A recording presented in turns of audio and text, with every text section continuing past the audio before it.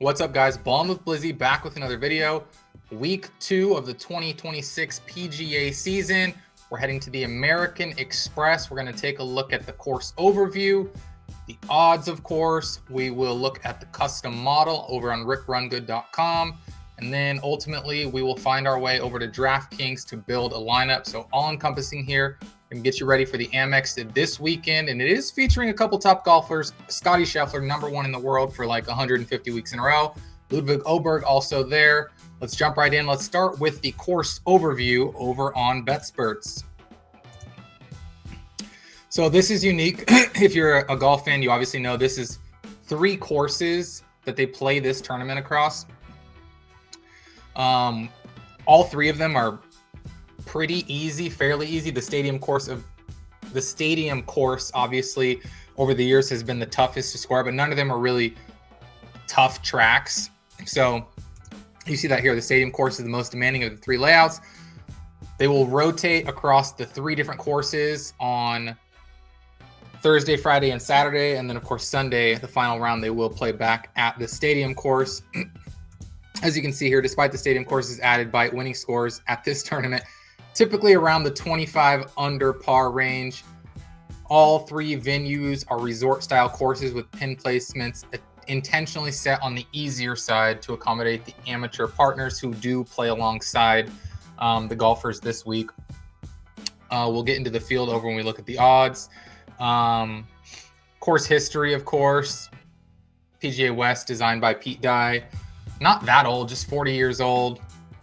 It's hosted here for a number of years. It's changed sponsorships. Very calm course, not a lot of wind, not a lot of danger. There's obviously water here. Anything else that we want to really point out? Yeah, typically calm winds, clear desert skies, dome golf create some of the easiest scoring conditions that players face all season. All 3 layouts have the scoreable 4 par 5s. They're all under 7,200 yards. POA greens, ryegrass fairways. It's not a challenging course. You want guys who can score here. Let's look over at PGA West on Data Golf because, yeah, this will only pull the 2 rounds from the stadium course, but I think that's pretty indicative. If you play well at the stadium course, you're not going to have too much issues at La Quinta and if you can handle the stadium course, you're going to be just fine. So again, same thing I said last week. We're going to get down to a place where we know people have played enough rounds. All this 1-8, good. That means that they played at this tournament at least 4 times because there's only 2 rounds each time. So this is good. Alex Smalley, probably in terms of what I want to look at least 8 rounds played. We can even filter by that. Let's go 6 just to not filter it out too much. If you played 6 rounds here, Ben Griffin leads the way. 32nd in his debut, and then a couple of top 10s each of the last 2 seasons. Alex Smalley plays well here. Cam Davis plays well here, although he missed consecutive cuts in 23 and in 24. Sepp Straka won last year. That's sort of propping his number up. Before that, he was cut and barely inside the top 50. Siwoo Kim's played well here. Sam Burns, Tom Hoge, Scheffler did not play last year, but when he does, he shows up and plays well. Tony Finau, Keith Mitchell, Brian Harmon, Patrick Cantlay, Will Zalatoris, Daniel Berger. Even Davis Thompson popped in here for a second. Jason Day had a T3 last year. So that's kind of the guys who are familiar with this course have played here at least 3 times. Let's go over now to the field and look at the odds just so we're familiarizing ourselves with who's in the tournament. Like I said, Scottie Scheffler making his season debut. If he's in the field, he's the favorite. It's just what it is. Plus 290 and probably not a crazy number considering, in the Masters, I think right now he's plus 350 in a much, much, much stronger field.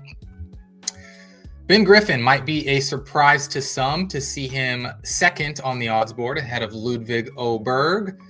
But it is what it is. Sam Burns, he's definitely a guy who can score and, play to the kind of prototype we need this week at -20, -25. Russell Henley, Bobby Mack, he can fill it up from time to time. Patrick Cantlay, we know he can get hot and go on birdie runs. Siwoo Kim, Harry Hall, Taylor Pendrith. I like this number on Sepp Straka, 45-1. We know when Sepp Straka is striking the ball, he can certainly hang in with the best in the world. So I do like that number on Sepp Straka. I think that's a very fair number. Daniel Berger, I like that number again. We talked about him last week. Wyndham Clark, I really like that number, 75-1. He's a guy who's very inconsistent and streaky, but he can certainly fill it up when his irons are hot. Akshay Bhatia, same sort of deal. Zalatoris, we'll have to see how he continues to round into shape, coming back from a couple extended medical layoffs.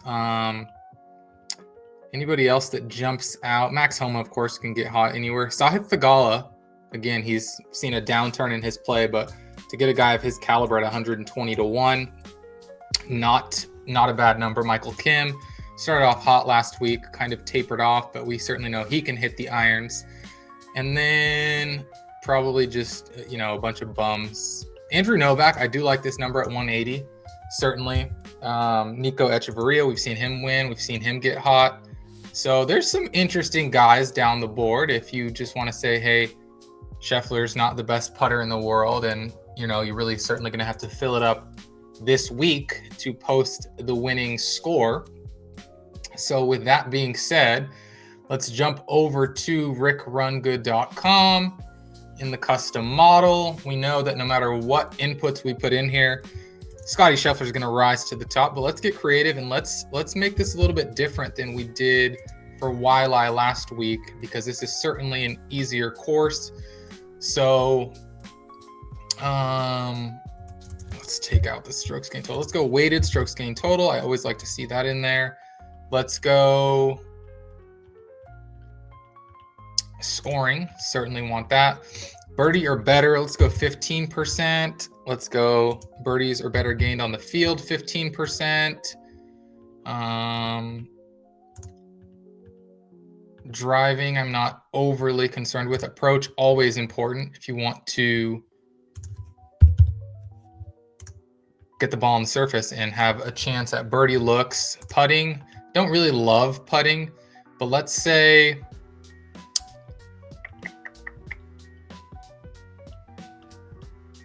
let's maybe just put 5 on putts, 10 to 15 and 15 to 20, just to see what kind of stuff that populates. Par 5 scoring, very important here. Let's go 15 there. We're at 85. Let's go easy courses, 15. Let's start there and see where that kind of takes us. Scheffler, of course, 97. I mean, that's ridiculous. He's first in strokes gained total. He is second in birdies or better, of course. First in par 5 scoring. Top 35 in putts 10 to 15. Just inside the top 50, putts 15 to 20. Just kind of wanted to see this. This doesn't tell you anything about what types of surfaces, what the venues are, if they're fast greens, if they're slow greens. I did just want to see that. Let's take that out and replace that, because that is certainly not going to tell us the full story across the different tournaments that everybody plays. So let's get that out of there, and let's go to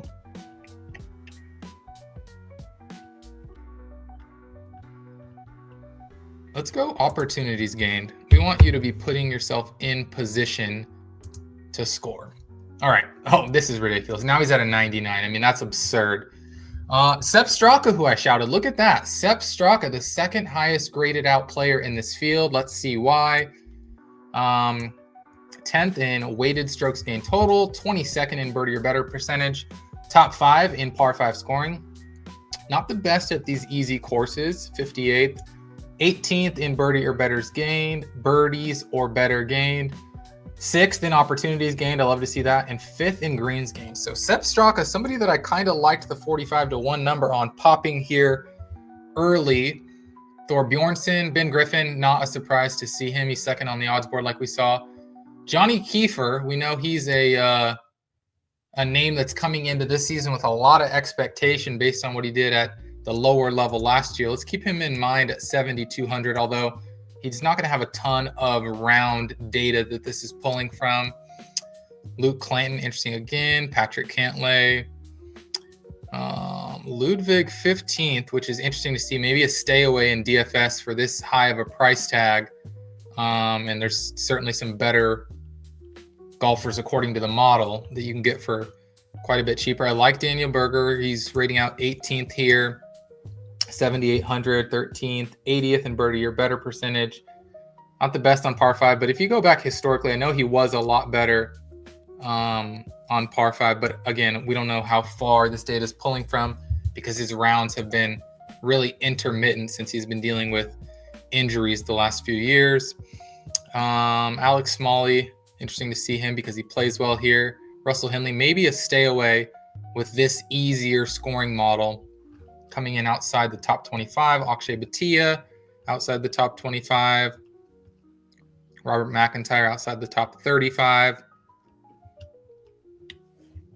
So I really like Straka. Something about, I don't know, maybe that's a one and done play for me this week. I haven't really totally dove into that, but I like to see him rating out as the second best for this style of course behind Scottie Scheffler. And really without a ton of big names, you got your Cantlays, you got your Obergs. I really do think a guy like Sepp Straka can put it all together, and he can pour in enough birdies to, I think, push at that minus 25 number that typically is required at this tournament. So I think we found the guys we like quickly. A nice little brief overview. Let's jump over to DraftKings and see if we can put something together just for fun, just to give you guys a jumping off point. Of course, always feel free to not dupe and make, a 2v2 swap or whatever it takes. But let's see, we liked, sorry, I was not on the right page.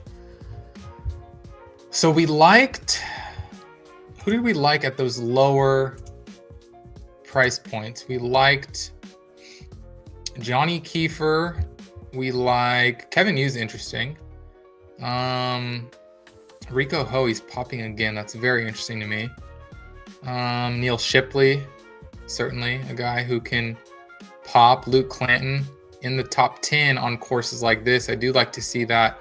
And where was Berger? So maybe Clanton at the 6,700, especially if we're going to try to get up to Scheffler.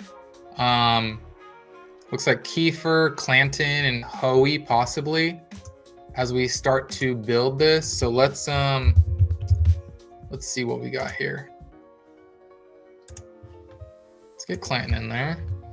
Let's get Kiefer in there. Let's see any of these other names. Thor Bjornsson popped, but he's near the top. Berger and Hoey are interesting, right around the same price point. Hoey rates out a lot better in the model. You know what? Wyndham Clark. I didn't see him. Where was he in the model? Where was Wyndham Clark? I know he's had a tough going, but something tells me to fire him up at a venue like this, and it doesn't look like I'm going to be very pleased with where he rates out in this field. Let's see. He was at a 46. My goodness, Wyndham, what is going on? 33rd in strokes gained, weighted, 34th in birdies or better. Not too hot on the par 5s recently. Not too hot on easy scoring courses. Yeah, man, maybe this is going to talk me off of Wyndham because these numbers certainly do not look pretty. We'll come back to that. We'll trust the model for now. We'll go with, let's just put Hoey in. He's popped in this twice in a row. We'll take Clark out. We know we want to use Straka. And if we want to get to Scheffler, it's going to be pretty difficult with this crew. So let's take Hoey out. Anyone else that popped? Shipley kind of popped. Let's take one more look over here and just see what these prices were. 77, 72. We've got Clanton in there at 67. No idea who this guy is, which surprises me. Usually there's not too many names that I'm unfamiliar with, but Pontus Nyholm, not a guy I can tell you a lot about. You know what? I like Lee Hodges. He hits good irons. He's 36th here. Let's see if we can squeeze him in and then get up to Scheffler possibly. Can we make this work? Wow, now we're going bottom of the barrel. We might have to move away from this. There's your look, there's everybody's best friend, Michael Block. What a treat to see him here. I don't know. Maybe we're gonna have to fade the Scheffler chalk and just say, hey, we're gonna get some better numbers on people who can fill it up. If we go Ben Griffin, we can go Griffin Burns. We can nearly go Oberg Griffin.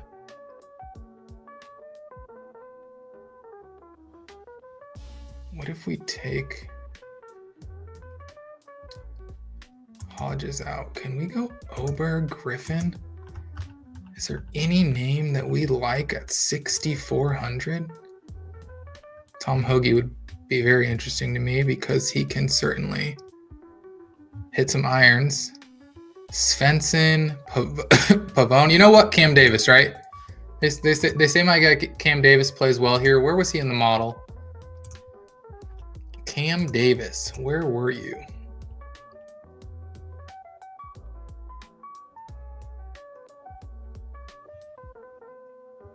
A score of 33? I don't know if we can get behind that movement, Cam.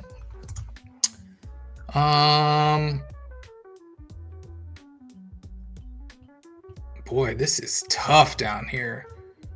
Rio is interesting. Oops, we're not sorted by score. Is there anybody under 64? This Pontus Nyholm character?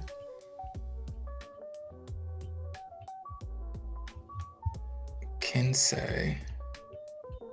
You know what? I'm gonna go with the prodigy, the kid. Let's just go with Jackson Huber and hope we get